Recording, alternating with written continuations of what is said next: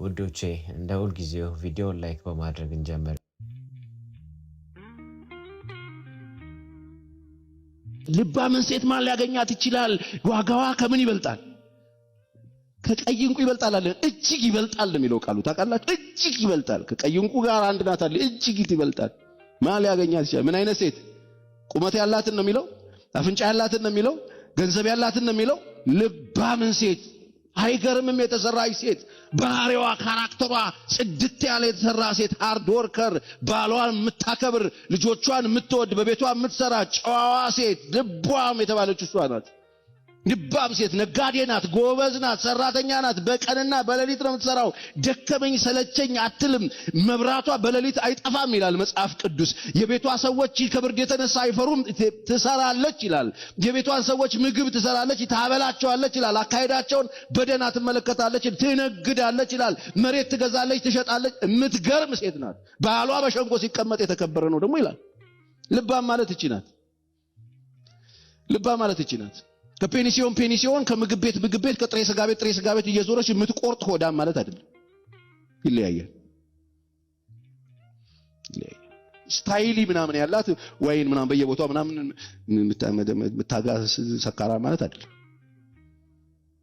ልባም ሴት ማለት በጣም ቆንጆ፣ አይኗ ላይ የሆነ ነገር ሰካክታ፣ ጥፍሯ ላይ የሆነ ነገር ሰካክታ፣ እግሯን እንደዚህ ከፍ አድርጋ በጣም ተወልውላ ፖሊሽ ተደርጋ ሆና የምትወጣ ማለት አይደለም። የተሰራ ባህሪ ያላት ወደ ግራ ወደ ቀኝ ማትድ ስነ ምግባሯ የታረቀ። ስለዚህ ዴት ብታረጉ ወጣቶች፣ ሴቶችም ወንዶችም ቼክ ማድረግ ያለባችሁ ልባቡን አየኸው? ማርክ እኮ ነው የተለበሰው የተቀባው። ወይኔ ሽቶ ምናምን ታይ ነግሬያችኋለሁ ከዚህ በፊት። ሽቶ በጣም ከመሰጣችሁ ሽቶውን ሂዱና ግዙት። ሽቶውን ግዙትና መቀባት አይደለም ጠጡት ከፈለጋችሁ።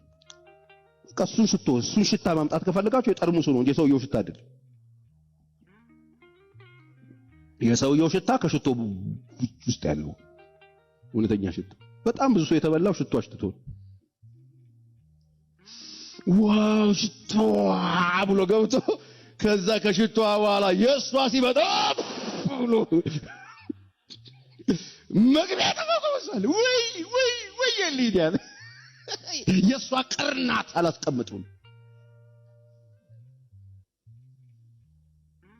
ትኩረት መደረግ ያለበት ራስ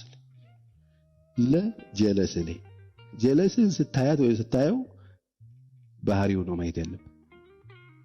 ስኬታማ ቤት ከፈለጋችሁ ኑሮ ከፈለጋችሁ ስኬታማ ለመሆን እንደ ፌንታ መዝለል ሳዋጣችሁ በቃ አሁን ቆም ብሉና በሁሉም ነገር ስኬታማ መሆን የምትፈልጉ ከሆነ ውጪ ያለውን ለመስራት ተውና ራሳችሁ ኢንቨስት ጊዜ ስጡ። ልባም ሴትን ማን ሊያገኛት ይችላል? ዋጋዋ ከቀይ እንቁ እጅግ ይበልጣል። የባሏ ልብ ይታመንባታል፣ ምርኮም አይጎድልበት። እድሜዋን ሁሉ መልካም ታደርግለታለች፣ ክፉም አታደርግም። የበግ ጠጉርና የተልባ እግር ትፈልጋለች፣ እጆቿም ደስ ብሏት ትሰራለች። እርሷ እንደ ነጋዴ መርከብ ነች፣ ከሩቅ አገር ምግቧን ትሰበስባለች። ገና ሌሊት ሳለ ትነሳለች። ለቤቷም ሰዎች ምግባቸውን፣ ለሰራተኞቿ ተግባራቸውን ትሰጣለች። እርሻን ተመክታ ትገዛለች፣ የእጇ ፍሬ ትተክላለች። ወገቧን በኃይል ትታጠቃለች፣ ክንዷን ታበረታለች። ንግዷ መልካም እንደሆነ ትመለከታለች። መብራቷ በሌሊት አይጠፋም። እጇን ወደ አመልማሎ ትዘረጋለች፣ ወደ ችግረኛም እጇን ትሰጣለች። ለቤቷ ሰዎች በረዶ ሲመጣ አትፈራም። የቤቷ ሰዎች ሁሉ እጥፍ ድርብ የለበሱ ናቸውና ብርታትና ከበሬታ ልብሷ ነው። በኋላ ዘመን ላይ ትስቃለች። ልጆቿ ይነሳሉ፣ ምስጋናዋን ይናገራሉ። ባሏ ደግሞ እንዲህ ብሎ ያመሰግናታል። ምን ብሎ? መልካም ያደረጉ ብዙ ሴቶች አሉ፣ አንቺ ግን ከሁሉም ትበልጫለሽ። ታድላ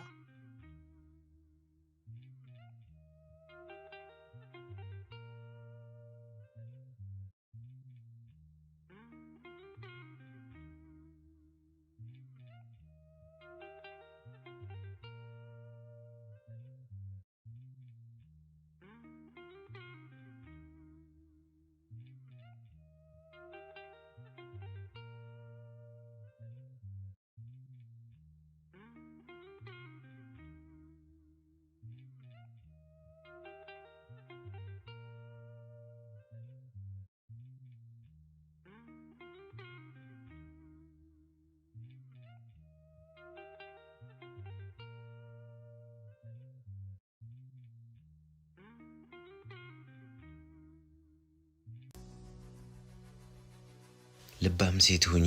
ልባም ሴት ምን አይነት ናት? ልባም ሴት ራሷን ለፈጣሪዋ አሳልፋ ትሰጣለች። ልባም ሴት ለባሏ ዘውድ ነች። በቤት ውስጥ እንደ አደይ አበባ ትታያለች። የቤቱ ውበት እሷ ነች። ሁሉ ሲያያት ይደሰትባታል። ተግባሯ የእውነተኛ ሰው ተግባር ነው። ልባም ሴት ለሐሜት ጊዜ የላትም። ጊዜዋን በቃለ እግዚአብሔር በጸሎት የተሞላ ነው። ልባም ሴት ዓለም ላይ ያለው ልብስ ሁሉ ለእሷ እንደማይመጥናት ታውቃለች። በልጭልጭና በፋሽን አትታለልም። ሺህ ወንድ እሷን ፈልጎ ቢመጣ ምንም አይመስላትም። ውበት ከንቱ ጠፊ ረጋፊ እንደሆነ ታውቃለች እና ልባም ሴት ሰውን አትንቅም። ታጋሽ ነች። ቁጣዋም የዘገየ ነው። ለበጎ ስራ እግሮቿ ይሮጣሉ። ንግግሯ ሁሉ በቃለ እግዚአብሔር የተቀረጸ ነው። ልባም ሴት እድሜዋ ሙሉ መልካም ታደርጋለች፣ ክፉም አታደርግም። ልባም ሴት ብዙ ተስፋ አላት። በሚገጥማት ውጣ ውረድ አትጨነቅም፣ ስጋትም አይገጥማትም። እግዚአብሔር ከችግሮቿ በላይ ስለሆነ ችግሮቿ እንደሚፈታ ታምናለች። ልባም ሴት ዝም ብላ በምድር ላይ ኖራ አታልፍም። ለትውልድ የሚጠቅም ተግባር ሰጥታ ታልፋለች። ልባም ሴት በጊዜ ወጥታ በጊዜ ትመለሳለች። በምታደርገው ነገር ሁሉ እንደ ንብ ታታሪ ነች። ልባም ሴት ከፈጣሪ የተሰጣትን ጊዜ በአግባቡ ትጠቀማለች። ያለ አግባቡ የሚባክን ጊዜና ሰዓት የላትም። ልባም ሴት ለማስታረቅ ትሮጣለች እንጂ በሰው ነገር አትገባም። ልባም ሴት መጥፎን በበጎ ታስቀይራለች። ልባም ሴት ቂም በቀልን አትይዝም። ወደ ሰፊና አርቆ ሀሳቢ ሁሉን እንዳመሉ የምታስተናግድ ትዕግስተኛ ናት። በእርግጥም ልባም ሴት ዋጋዋ ከቀይ ዕንቁ ትበልጣለች። እግዚአብሔርን የምትፈራ ሴት ውበት፣ ሽልማት፣ ጌጥ ናት። ስለዚህ እህቶቼ እናንተስ የልባሟን ሴት አስተሳሰብ፣ ተግባር፣ እውቀት፣ ትህትና፣ አለባበስ፣ ደግነት፣ ፍቅር፣ መልካምነት፣ ታታሪነት፣ ትዕግስተኝነት፣ በጎነት ይዛችኋል? ፈጣሪ ልባሟን ሴት ትሆኑ ዘንድ ይርዳችሁ። ስትሞቺ ይረሱሻል። ሰው ምን አለኝ ትያለሽ። የሰው ወሬ ያስፈራሻል። ግን ስትሞቺ ሁሉም እንደሚረሱሽ ታውቂያለሽ? አታውቂም።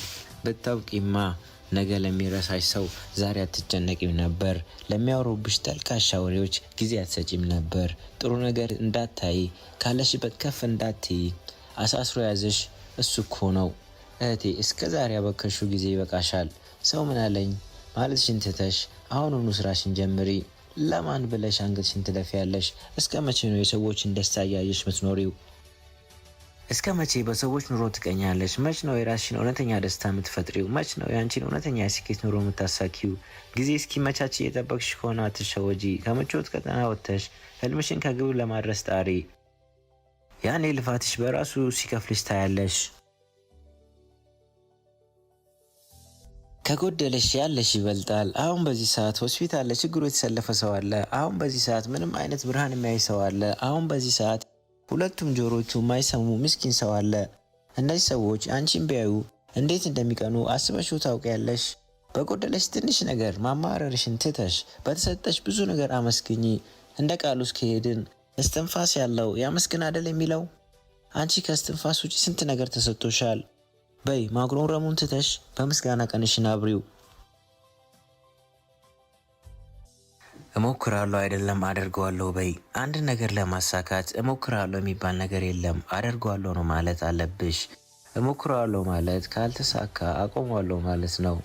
አሁን ቁጭ ባልሽበት ከኋላ አንድ ሰው መጥቶ አፍኖሽ አፍንጫሽን እፍን ቢያደርግሽ ፈጣሪ ወይ ነፍሴን ተቀበላት ብለሽ ተስፋ ቆርጠሽ ትቀመጫለሽ? ወይስ ራስሽን ለማዳን እስከምትችይው ድረስ ትፈራገጫለሽ? እርግጠኛ ነኝ ትንፋሽሽን ለመመለስ የሚከፈለው ዋጋ ሁሉ ትከፍያለሽ። አየሽ፣ አንቺ ማሳካት የምትፈልጊውን ነገር እንዳየሩ ያስፈልገኛል ካልሽ ልፋትና ጥረትሽን መቼም አታቆሚም። ዝም ብለሽ አታውሪ። በውስጥሽ ብዙ ነገር አስበሽ ሊሆን ይችላል። ትልቅም ነገር አቅደሽ ሊሆን ይችላል። ታዲያ ለሰው ምን አስወራሽ? ሰዎች አታደርጊውም አትዩም ከማለት ውጪ ምን የሚሉሽ መሰለሽ? ለምን አውርተሽ እንዲያሰንፉሽ ትፈቅጃለሽ? በቃ ዝም ብለሽ ስሪ፣ ዝም ብለሽ አድርጊው። ከዛ አንቺ አይደለሽም ውጤትሽ ራሱ ያወራል።